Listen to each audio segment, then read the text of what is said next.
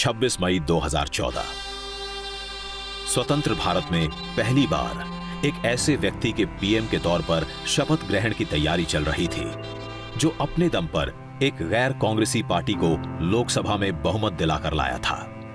इस कार्यक्रम में शरीक होने के लिए बीजेपी और एनडीए के बड़े नेता तो आए ही थे, विपक्ष के भी प्रमुख नेताओं की मौजूदगी थी। सबसे खास बात थी भारत के प्रधानमंत्री के शपथ ग्रहण समारोह में सार्क देशों के सभी शासनाध्यक्षों का शामिल होना।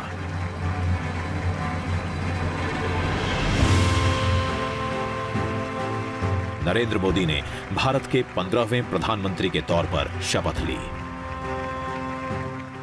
मैं नरेंद्र दामोदर दास मोदी ईश्वर की शपथ लेता हूं कि मैं विधि द्वारा स्थापित भारत के संविधान के प्रति सच्ची श्रद्धा और निष्ठा रखूंगा। पहले कभी किसी ने पूरे हमारे नेबरहुड के पड़ोसी देशों के जो लीडर्स थे उनको नहीं बुलाया था। और आप जानते हैं वैसे भारत और पाकिस्तान के रिलेशंस जो हैं वो ऊपर नीचे होते रहते हैं, तो एक बड़ा रिस्क था, एक नई सोच थी और एक नया फॉर्म ऑफ पब्लिक कम्युनिकेशन था।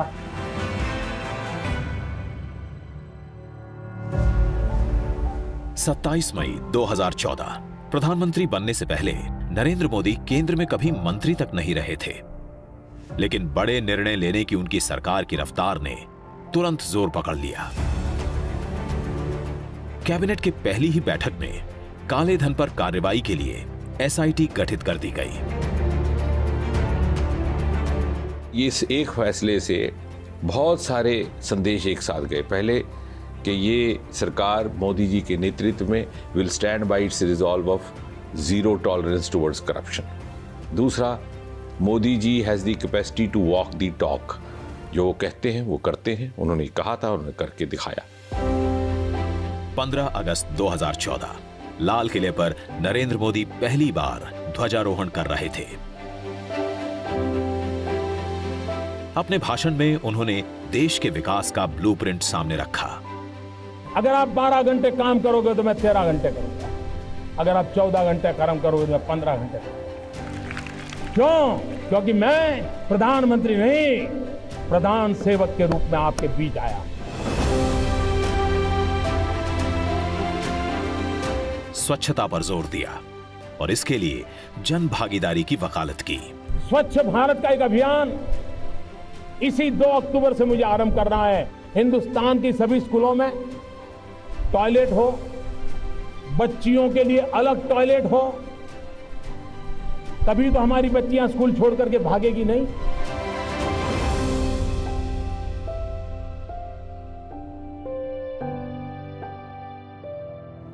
पीएम मोदी की प्राथमिकता के केंद्र में रहे गांव के गरीब, किसान और मजदूर।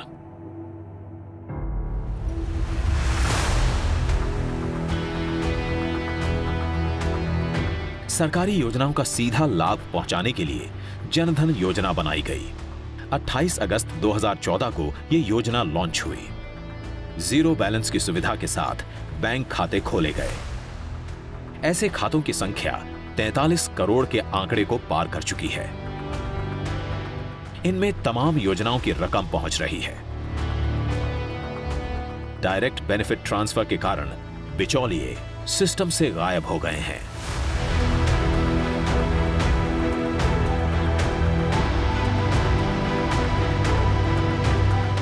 प्रधानमंत्री जनधन योजना, इतने लार्ज स्केल में बैंक अकाउंट खुलना असाधारण एक काम था। जब शुरू में उन्होंने कहा कि 100 दिन के अंदर 100 डिजिटल मेला करो, तो हम लोगों ने कहा कि ये असंभव है, पर उन्होंने करवाया और उससे एक बहुत बड़ा मोमेंटम आया जो कि डिजिटल पुश जिससे दे पाए। 2 अक्टूबर 2014 स्वच्छता अभियान को धरातल पर उतारने का काम गांधी जयंती के दिन शुरू हुआ। पीएम मोदी खुद वाराणसी पहुंचे। 80 घाट पर फावड़ा उठाकर सफाई की। इस अभियान में क्या आम और क्या खास, सभी जुड़े।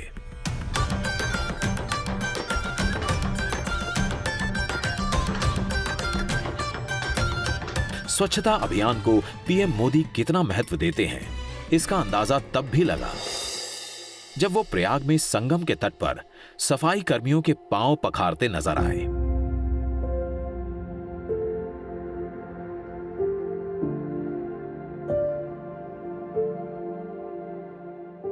मोदी देश के सबसे कमजोर, सबसे गरीब लोगों के पांव अपने हाथ में उठाकर बड़ा संदेश दे रहे थे।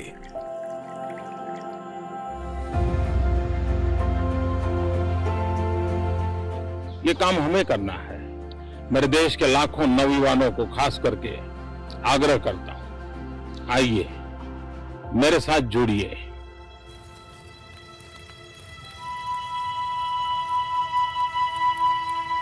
महिलाओं को खाना पकाते समय धुएं की तकलीफ से निजात दिलाने की कोशिश थी मोदी की। उनकी आंखों में बचपन की वो तस्वीर तैर रही थी जब मां हीराबा अपने पति और बच्चों के लिए भोजन बनाते समय चूल्हे में फूंक मारते हुए हाँफ जाती थीं। आंखों से आंसू निकल जाते थे।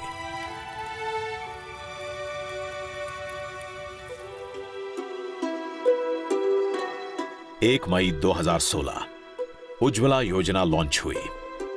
गरीब परिवारों को मुफ्त एलपीजी सिलेंडर और चूल्हा बांटने का अभियान शुरू हुआ।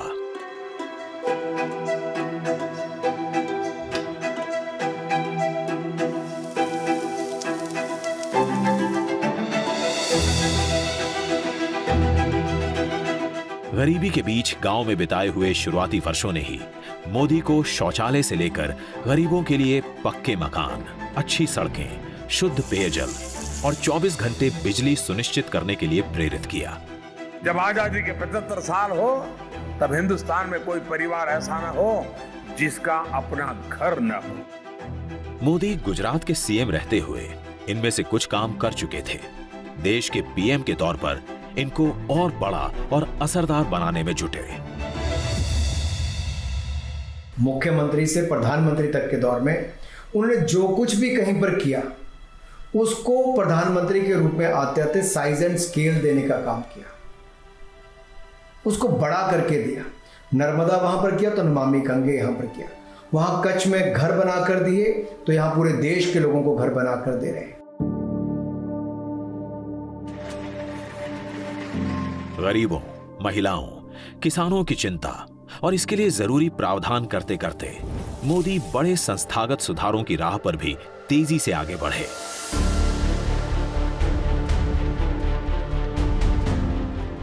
योजना आयोग की जगह नई जरूरतों के हिसाब से नीति आयोग की स्थापना की।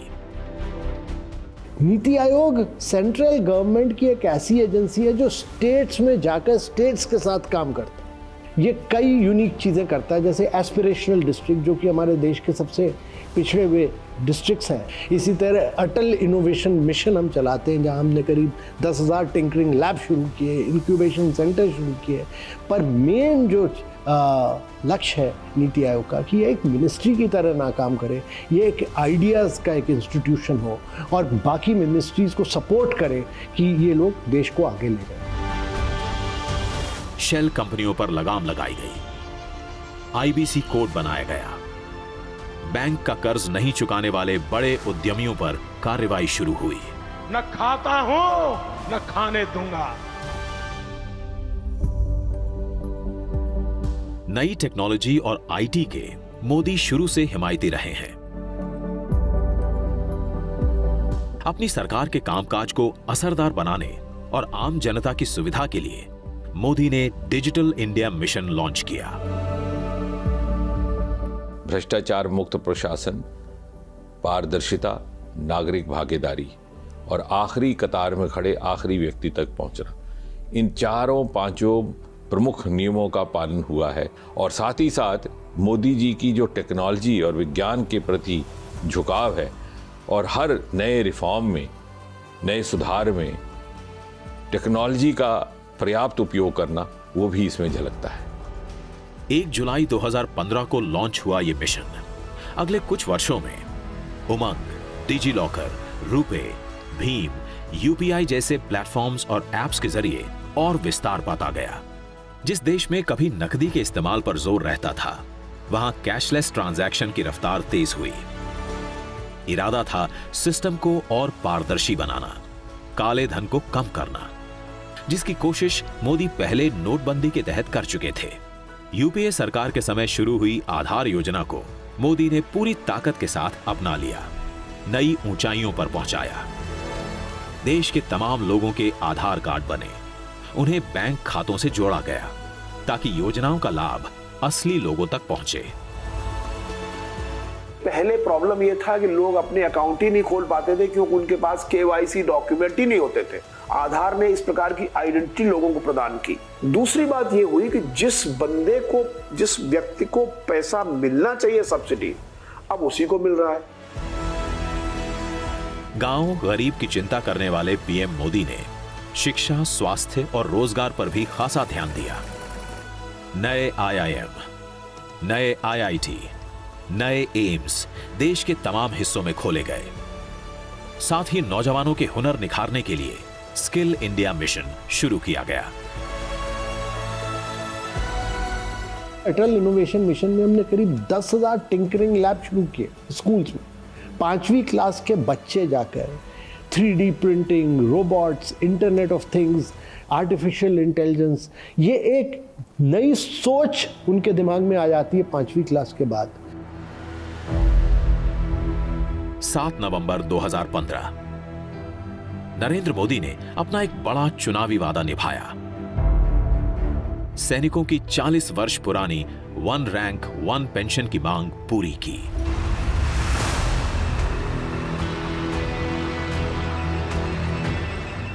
जो व्यक्ति बचपन में खुद सेना में भर्ती होकर राष्ट्र रक्षा का ख्वाब देखता था, वो राष्ट्र के रखवालों के साथ अपना वादा भला क्यों नहीं निभाता।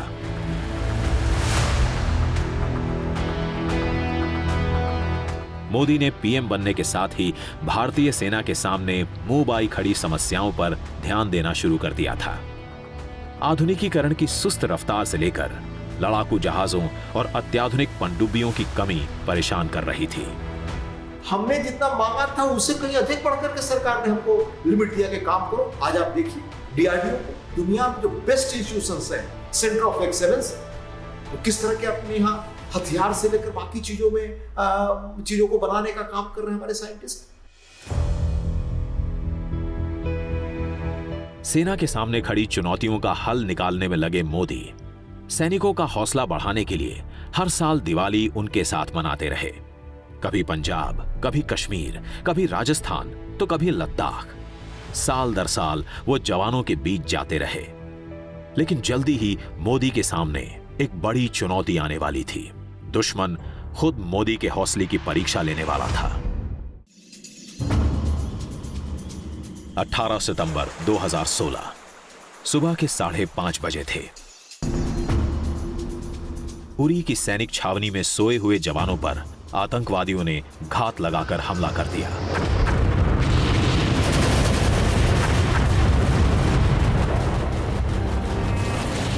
पाकिस्तान से आए आतंकवादियों के हमले में 18 भारतीय सैनिक शहीद हुए। पूरे देश में गुस्से की लहर पैदा हुई, बदले की भावना मजबूत हुई। पीएम मोदी को भी जन भावनाओं का साफ अंदाजा था। आतंकवादी कान खोल के सुन ले, ये देश इस बात को कभी भूलने वाला नहीं है।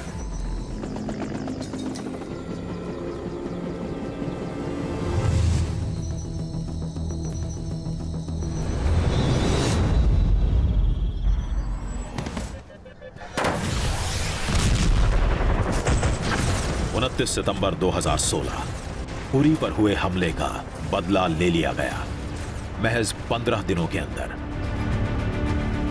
The Indian Army conducted surgical strikes last night at these launch pads. पाक अधिकृत कश्मीर के अंदर आतंकी ठिकानों पर सर्जिकल स्ट्राइक करके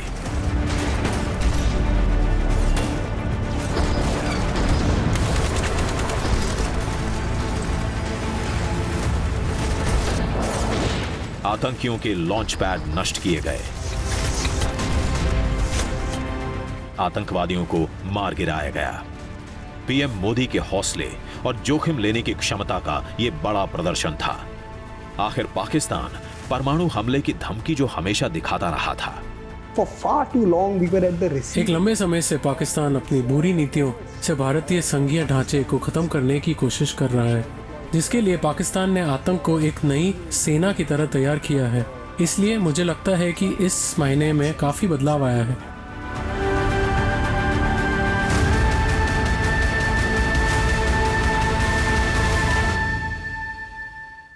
एक जुलाई 2017 सैन्य मोर्चे पर जबरदस्त हौसला दिखाने वाले पीएम मोदी के लिए आर्थिक मोर्चे पर बड़ा हौसला दिखाने वाला दिन था ये।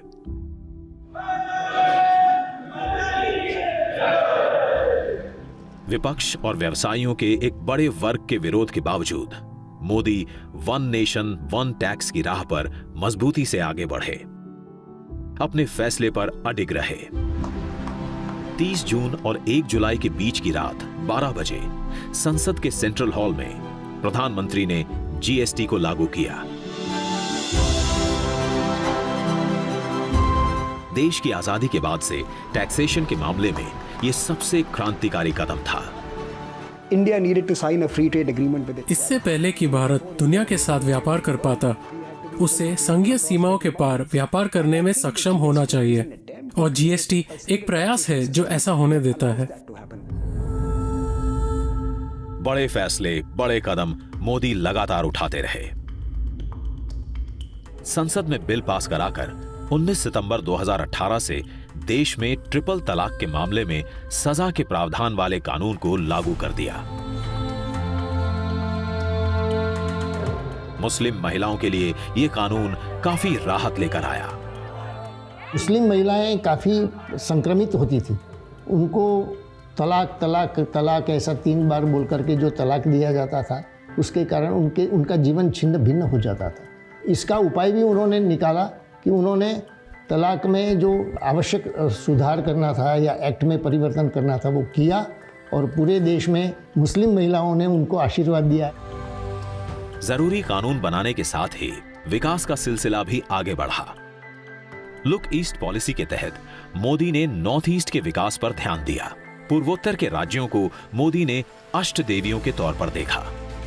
बड़े पैमाने पर कनेक्टिविटी से लेकर आधारभूत सुविधाएं बढ़ाने पर काम हुआ। इन राज्यों के विकास को धार देने के लिए डोनर जैसा मंत्रालय बना। आज मणिपुर में जाकर आप देखिए, बाकी जगहों पर कैसे एयरपोर्ट्स, फ्लाइट्स की संख्या कितनी बढ़ गई, ट्रेनों की संख्या कितनी बढ़ गई, बॉर्डरिंग इलाके में पुल कितने बड़े पैमाने पर बन रहे हैं, और जिस तरह से वहां पर इन्वेस्टमेंट सड़कों से लेकर के उद्योग धंधे में हुआ है। अब वो लोग कहते हैं कि हमें लगता है कि हम तो देश की मुख्यधारा से तेजी से आगे जा रहे हैं। नमामि गंगे, जल जीवन मिशन, उड़ान, आयुष्मान भारत, जन औषधि योजना, मुद्रा योजना, startup India, fit India, make in India देश की प्रगति के लिए पीएम मोदी के बड़े कदमों की निशानी बने। देश को आर्थिक समृद्धि की राह पर ले जाने में लगे मोदी की राह में एक बार फिर से पाकिस्तान ने बड़ी रुकावट डालने की कोशिश की। 14 फरवरी 2019 ये वो दिन था जब पाकिस्तान में तालीम हासिल करने वाले जैश ए मोहम्मद के आतंकवादियों ने सीआरपीएफ के काफिले पर फिदायीन हमला कर दिया।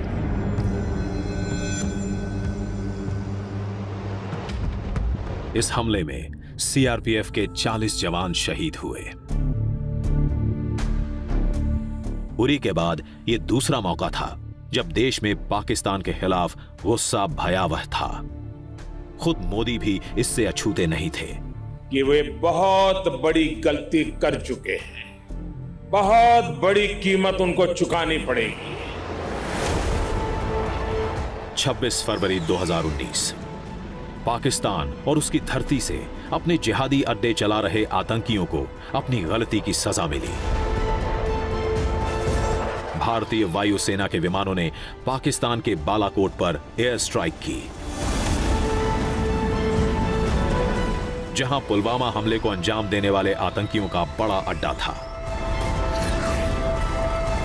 अड्डा तहस नहस हुआ, बड़े पैमाने पर आतंकवादी मारे गए।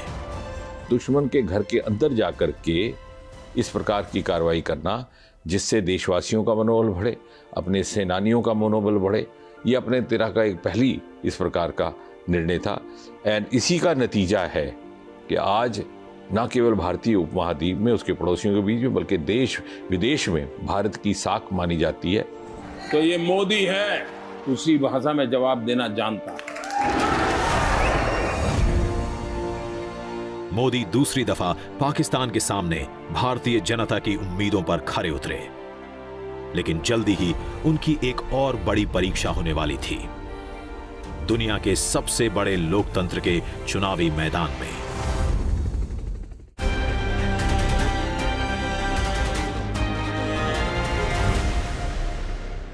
पॅलेसमधून